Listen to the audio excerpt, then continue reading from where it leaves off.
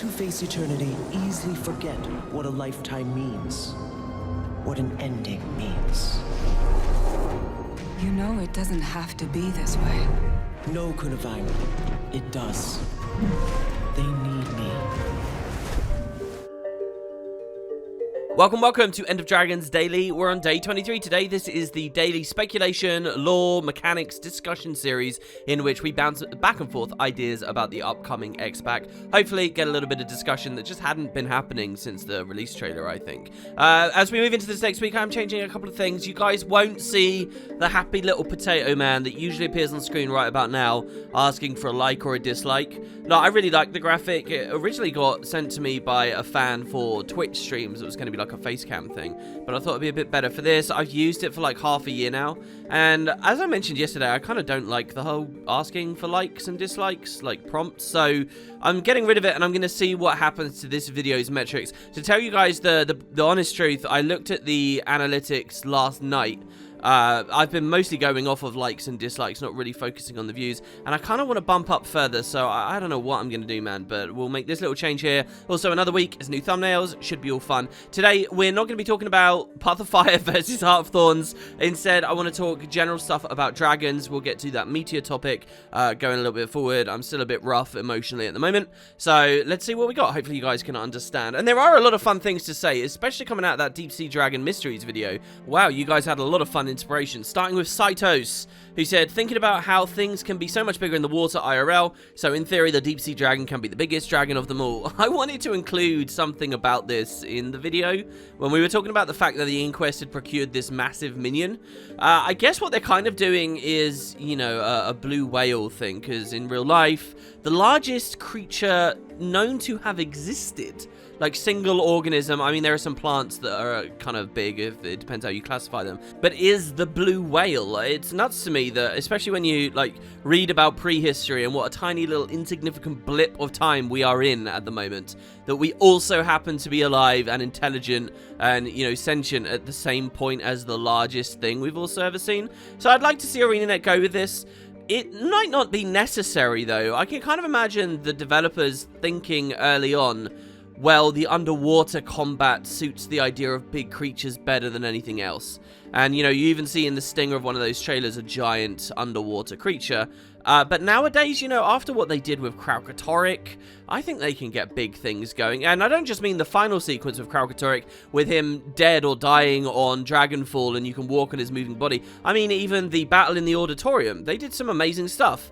So they don't necessarily have to run with this angle. My favorite idea for the Deep Sea Dragon is kind of a serpentine thing. I often think about like Shadow of Colossus and like the 13th Colossus, the giant worm that you fight in the desert that, you know, flies in circles around there. I like that idea, but as something underwater, maybe it can go in the sky as well. And that's not necessarily, I mean, it's big, but it's, you know, it's not chunky. It's this thin worm-like thing. So I'm good either way. I did have another comment. Unfortunately, I don't have a screenshot of it, but I had another comment of someone pointing out Aqua Base Terra 7 right there in Mount Maelstrom and wondering if the deep sea dragon creature that the Inquest had caught was inside that base. Now, I like that idea, and, you know, we even see the champion Inquest with his pet giant sea beast there too. So I kind of feel like ArenaNet were going for that. It doesn't matter whether it's true or not. I doubt it will tie into any future stories, but just because all of these pieces are in the same explorable map, I can imagine that that's what they had in mind. Next, we have a great question from Terrafaz, who said an idea maybe for a whole The Floor episode. What is the aesthetic nature of the Deep Sea Dragon's territory? I started thinking about this the other day with the teaser art episode and the bubbles in the scenes. So far, all the dragon's territory are inhospitable and often menacing. What if, in an effort to subvert expectations, this dragon's territory seems rather idyllic? Elysian fields with whimsical bubbles floating through them. And to this commenter's credit, if you look at the bubbles, you know, they're happy, kind of like rainbow-looking bubbles, very floaty, very dreamy. I get why you're influenced in this way. Whether or not they are a true ally as you think would be cool, as encountering and inviting a pleasant dragon domain would definitely throw our characters and cast off, especially on the heels of Jormag's attempt to seem or be friendly. And as a follow-up comment, while maybe not connected to Lissa directly, the dev's choice to give her water could serve to connect water and illusion in the player's minds. So if a true ally, the deep sea dragon presents a paradise and horrors to enemies of them and their allies. If a really big bad, the illusions could serve as an almost dreamlike realm to lure you into the tentacles and teeth that will end you. And I believe they had a comment saying this was something, you know, close to like how an anglerfish works in the depths. So really, you got two messages. Let's talk first of all about the bubbles and the idea that it'll be a very pretty kind of nice dragon. I can see this. I also, though, feel like and I mentioned this before, I don't want to sound like a broken record. I feel like the Jormag story already covers so much of this material. And I also feel like, in a certain way, the Morgemoth story covers that material, especially if you like listen to the Sylvari dialogue about what it was like to be influenced by Morgemoth and succumb to him. You know, it was almost like a pleasant thing for them. And so it's like we're doing this again, but the deep sea dragon. I don't know whether they really need to make things look really pretty and, you know, subversive just to be menacing. I think that's the main thing that this dragon needs to be. Scary and unknown. That's really what it's all about. It's those old sea tales of people in a world that believed leviathans and krakens and enormous sea monsters really existed, and you're out in the middle of ocean on some barely cobbled together wooden ship, terrified for what might be beneath. I mean, I don't know whether many of you guys have a fear of deep sea or deep water, or you've really ever experienced that out at the beach, but that's really what they're playing with the deep sea dragon, and that's all very scary and menacing and foreboding. It doesn't also have to be, you know, pretty or whatever. I kind of think these kind of happy bath time bubble things that we see are just there from the scrying pool or whatever reason this vision comes. And I'm very, very convinced at this point now, by the way, that there is a cutscene in-game where all these scenes are stitched together. It might even be the opening cutscene for the expansion. You know how Path of Fire had the airship scene? It might be an opening scene. Those bubbles are very, very consistently placed between each image, and I feel like they just did screen grab from some opening cutscene. And don't forget that what we're seeing is multi-purpose. It's probably pulled from in-game, but more importantly right now, it's to advertise the expansion. And they wanted some color in there, and they wanted it to be captivating and bright. And this is what we end up with. I'm not saying you're wrong. I'm not saying what you're saying is bad. I'm just slightly leaning the other way. All right, now let's talk about Lissa. And I do think that Lissa has a very good chance to be involved in this X-Pack. We could even dedicate a whole episode. I think you're very much onto something with her connection of water. I think there's two big things in Lissa's favor. Even if you ignore, like, the recent weird hints, like the stuff with the mirror and Balthazar's conversation right as he dies and stuff like that. Even if you ignore those, and even if you ignore the fact that water was an attribute that Abaddon and Cormier had, and then it mysteriously exchanged hands, right? And that's specifically pointed out to us for some reason. Even if you ignore all of that, the big things that Lissa has as the domain of water is this reflection thing. And obviously water, which is going to be a big part of the expansion, the deep sea dragon, also has that property. I don't really like tying dragons to gods too much, but the reflection thing, I think you've hit on something. And again, the idea that that's somehow a mirage, that that's leading you astray, yes, they could lean into. The other thing that's going on with Lissa, I think actually has nothing to do with the deep sea dragon. I think it may have something more to do with Mother. Now, let's be clear, within the gods pantheon, Lissa isn't the leader. Dwayna is. Lissa wasn't the first. Melandri was. Or the oldest, I should say, precisely. So, this doesn't really fit too well. But Lissa's domain for magic was like chaos magic and chaos energies. And what has Guild Wars 2 shown us? That when the Elder Dragons are dying and this whole scheme of, you know, these powerful entities regulating everything starts to break, things get chaotic. Now, they haven't explicitly said chaos magic is what results from the destruction of the Elder Dragons. They haven't explicitly said the unstable magic or, what was the other one? Volatile magic of the two Living World seasons. They haven't really directly said this is the same as chaos magic. And if you look at the Thormanova reactor, the Inquest thought they were dealing with chaos magic, but it ended up as just dragon magic. Scarlet had tricked them. But these two are very similar in their properties. I think that they're some way connected. And so it's kind of like, hey, look, if the dragons aren't around and you end up in a world of chaos, who benefits from that? Whose domain is that? Who may be somewhat connecting or understanding of that on some level? There's a connection here. It's perhaps Lissa. So, you know, she may not have anything to do with the deep sea dragon, really. She might just be to do with this Mother thing. That's a very glancing comment I just made. Perhaps we'll dedicate some time to it as we go forwards. Next, we've got Rika Devala, who said, while we're at the topic of Taimi, Isn't she dying right now? Her own illness was a big thing at the end of Season 4, but I don't remember her at all in the current story. Wow. You know, I had hardly noticed at all that she's not really been in the story. Is that true? I mean, I'm trying to remember a moment exactly where we spoke to her. She's not at the Eye of the North anywhere? I looked at the wiki as well, and they have a section for the Icebrood Saga, but there's nothing filled in. I can only assume, you know, those guys are amazing. If they haven't got anything on the page, then she's not been in the Icebrood Saga? Wow, this is actually kind of incredible, really. And I think that the idea of Taimi's illness is really important as a counter-example for one of the biggest things we've been talking about and a lot of community members have been talking about, and that's the idea that the end of Season 4 was meant to be a big ending, but the follow-up projects had fallen through or weren't ready, and the layoffs caused a bunch of chaos. Now, that's the going main theory, right? But here's the thing, as much as the end of Season 4 felt like an ending, there was one big thorn in its side, one big thing standing out, and that was Taimi's illness, right? They had explained in, the Jahai Bluffs release? So in the second half of the season, fairly recent all things considered, that she was ill and she was destined to die or it was getting worse. And then they just haven't done anything. You know, we saw her in the epilogue. The wiki says, after Aurene ascended, Taimi was with the others having drinks. She said she wanted to write a 6-volume treatise and asked the commander if they would meet Aurene again, as she wanted to interview her. And that's it. It's just kind of over. So we are in a bizarre position now. You might say that they had planned to talk about her illness in another game or Guild Wars product, but now that doesn't exist, so the whole storyline's not going to be there, but that seems weird to me. You might say that they had planned to do it in the Icebrood Saga always, and that's fair, but now obviously the budget is slashed. She's probably not going to be in the Icebrood Saga, and here's the big question: if they were going to do that, she didn't appear in the first 3 untampered with releases, or 4 I should say, including Visions of the Past. She didn't appear in any of that stuff. It wasn't relevant in any way. Look at the instances they chose for Living World Season 1 as well. It predates the Taimi stuff. Come to think of it, why are we talking about Canuck so much when Taimi hasn't appeared for the same duration? This can't be right. Taimi must have appeared. She must have said something during this time. So you might say that about the Icebrood Saga, and then finally we get to End of Dragons. And I've done 23 videos of Q&A discussion here. She hasn't come up on our minds so far. Maybe that's because these are discussions driven by me. I think I mentioned her the other day that I would like to see her in the same kind of role she was in with Path of Fire. I think she was excellent with that, kind of our voice in the sky, person we frequently check in with over the intercom. She was great with the little quips and things she could offer in that way. So I'd like to see her there, but then that doesn't really allow us to deal with this story of her demise. So I don't know. I'm interested in seeing the story resolved because I think that it looks a bit weird if it's not resolved.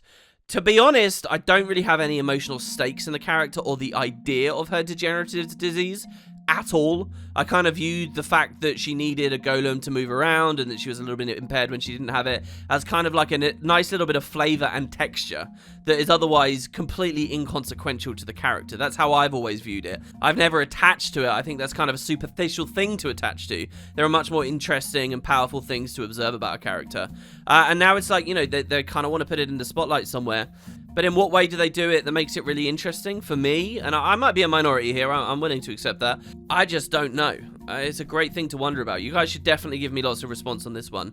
I'd love to talk about it more tomorrow.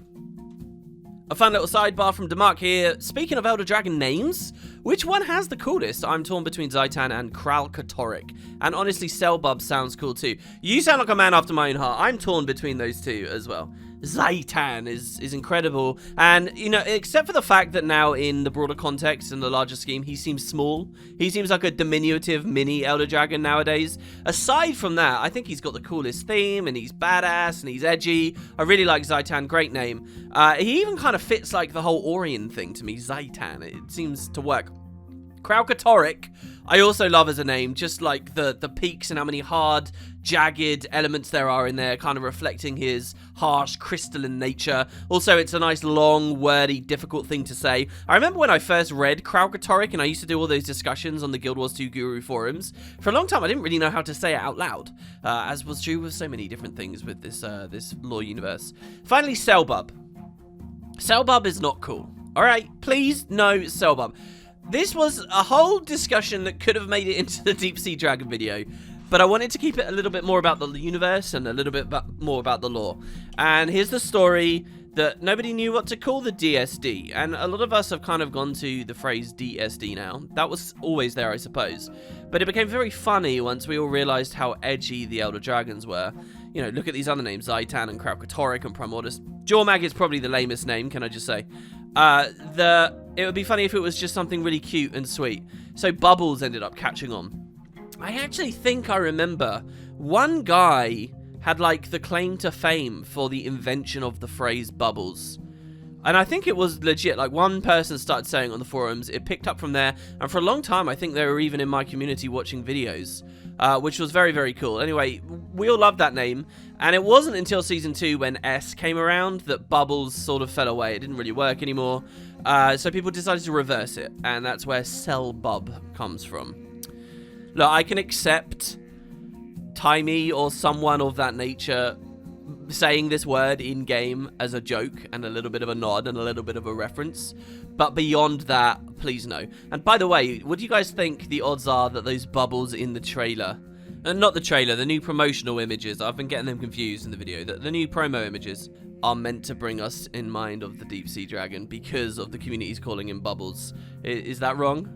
Here, Kerber has a point that I think they're probably bang on about. Karaba says, I'm still saying that Aurene dies. I refuse to believe that she is an exception to the end of dragons. I think you're probably right.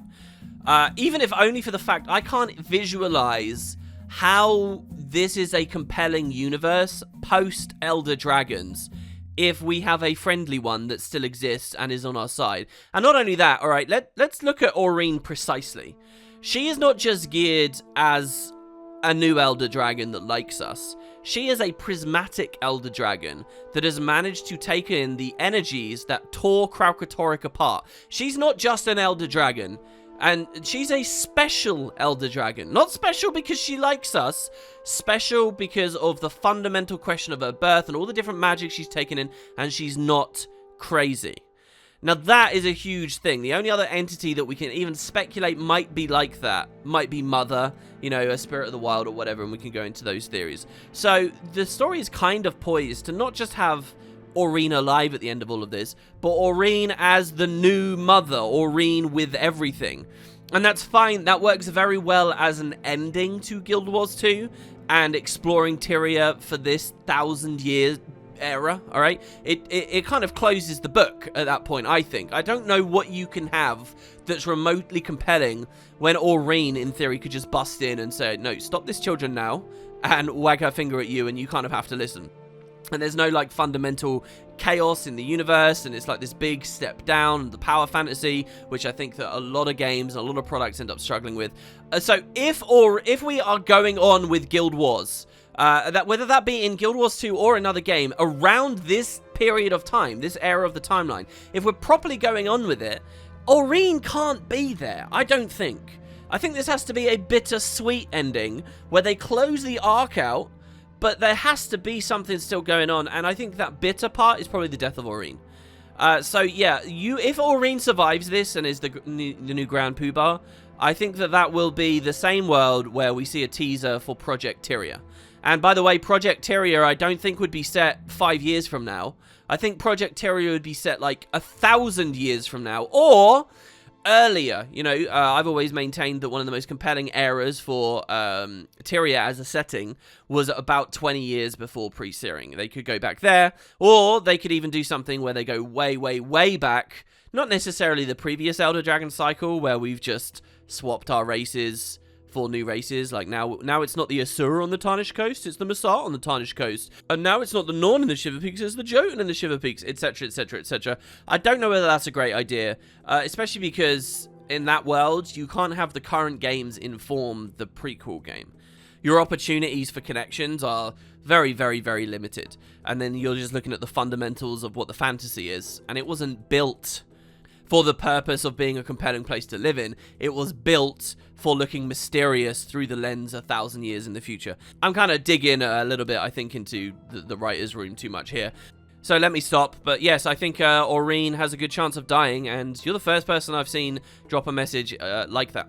Hold on, in editing, I do want to add a little something here. So I was just gathering footage for this video. I'm having a nightmare getting footage at the moment. I'm getting all these ridiculous crashes. But the instance I chose to play was actually the end of Season 4, which is so much better than I remember it being. Man, there's a real problem here. My perception of how high quality Season 4 is not high enough, really. I feel like that's true for a lot of the community. Anyway, as I was playing through it, and you will have been watching this footage, you'll notice they already did the Aurene die and come back thing.